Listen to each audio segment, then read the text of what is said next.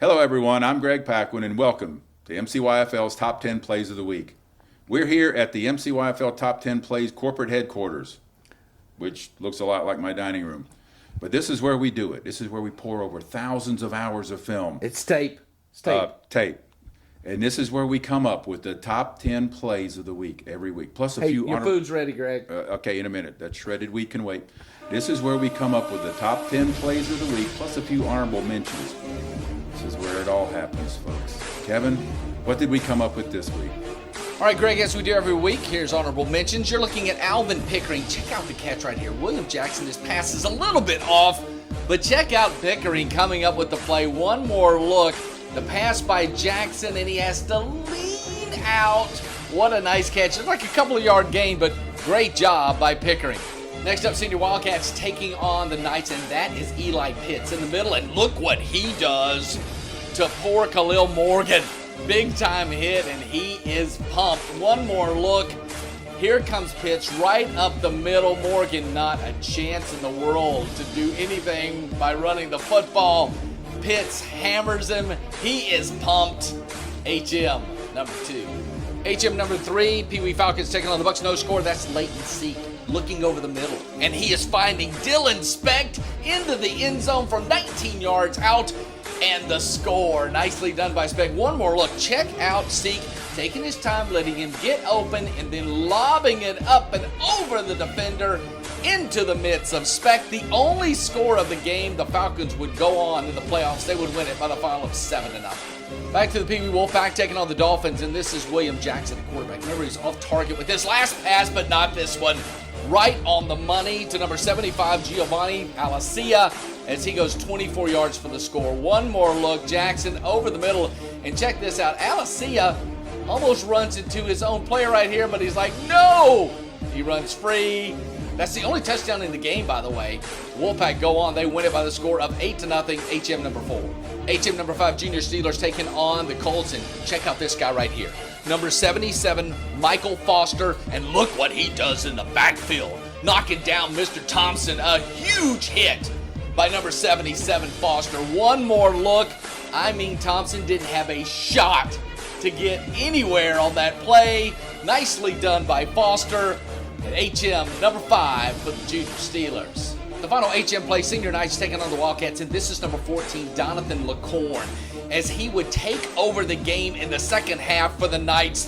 This time breaking free. Nobody on the Wildcat team is going to catch him. 50 yards and all for the score. He scored 2 touchdowns in the game on his way to a 19-0 victory. And now it's time for Top 10 play. Senior Colts taking on the Bucks, and Nathan Smith going to get the pitch, and watch what happens to him. Oh my goodness! Just whacked by number 22, Justin Lindsay. One more look.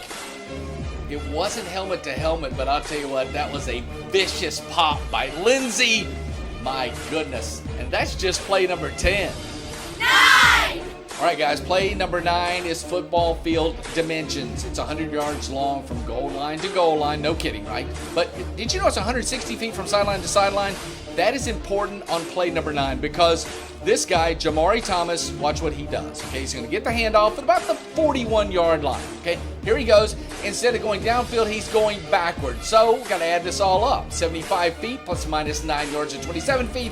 He's already gone 102 feet, and he keeps running. But now he's gained that 27 feet plus the 9 yards and 27 feet. So that's 54 feet plus 102 feet, 156 feet. No yards gained yet, but here he goes down the field. Here goes Jamari Thomas. Will he break free? Almost, but you know what? He went 60 feet plus another 156 feet, which is 216 feet or 72 yards, a 17-yard gain, and a first down. And oh, by the way, he took 57 steps to make that all happen. Play number 9. Play number 8, Pee Wee Vikings taking on the Cougars, and this is Stanley Jacobs. Pitching it back to quarterback Dylan Curry, going deep for Gabe Edmonston. He's got it, and there he goes. 52 yards for the score for the Vikings. One more look. Oh, yeah, and then he gets busted up right there. One more time. This is Dylan Curry handing it off to Stanley Jacobs, who gives it back to Curry, and there goes the pass, and Edmonston, he is wide open, and there he goes. Again, 52 yards for the score. Nicely done. Vikings would win 36-0, and that is play number 8. 7! This is senior Colt, Todd Horton. Check out what he does to Armani Anderson. Ugh. Gobbles him up in the backfield. Huge hit by number 51. One more look. Horton going right through the would-be blockers. And Anderson, he will go down. A huge hit by number 51, Todd Horton. And that, my friends, is play number 7. 6. Pee Wee Packers taking on the Rams. No score, second half kickoff. I'm sure that the Packer coaching staff said, do not kick it to number 5, Matthew Dial. And you know what? They didn't. They kicked it to Jabari Sams, who couldn't get the ball, but guess who picks up the pigskin right there? You got it. Number 5, Matthew Dial. And watch him go to work. Breaking free. He is gone. Packers are not going to catch him. The only touchdown of the game as the Rams move on in the playoffs from 61 yards out. Dial and company. Play number 6. 5. Senior Rattlers taking on the Tigers, and the ball's going to be handed off to number 1, Matthew Saunders, and he is in all kinds of trouble in a pit of Rattlers, and all of a sudden he loses the pigskin. Picked up by number 6, Peter Finn Jr., and he is headed the other way. 59 yards for the strip and score for number 6, and thank you, Finn and company. Play number 5. 4. Numero 40 comes from the Senior Wildcats taking on the Knights, and this is Nathan Gibney, the pass to Riley Smith. That is awesome. What a catch.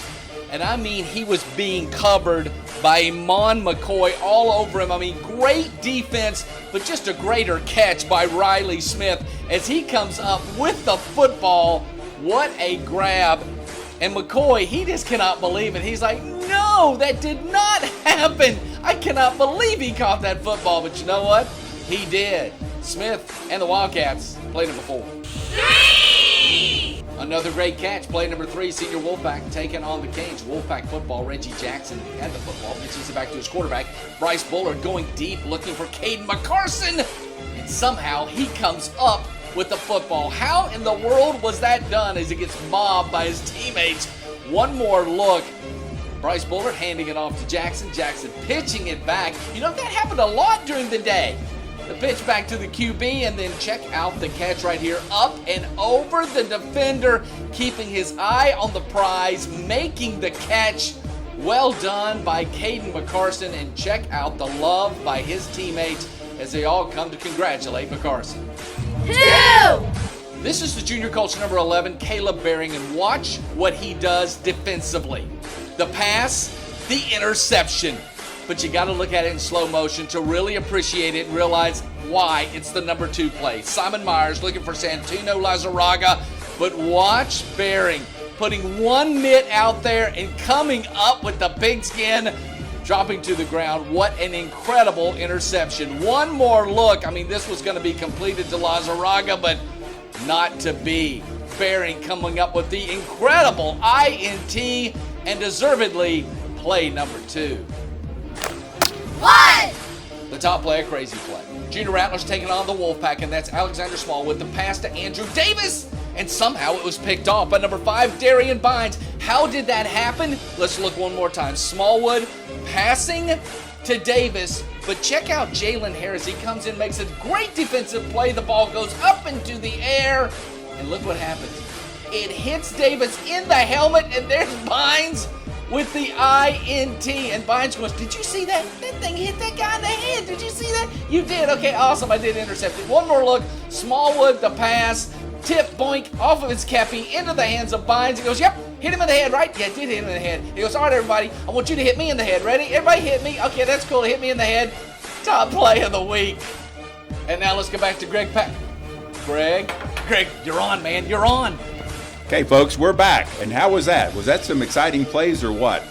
The top 10 play, bouncing off the helmet, making a terrific catch. There's always some hot action at Mcyfl every Saturday. Don't forget, check us out every week at mcyfl.us and enjoy the top 10 plays every week. We'll see you next week. I'm Greg Paquin. Thanks for watching. You got to go cut the lawn.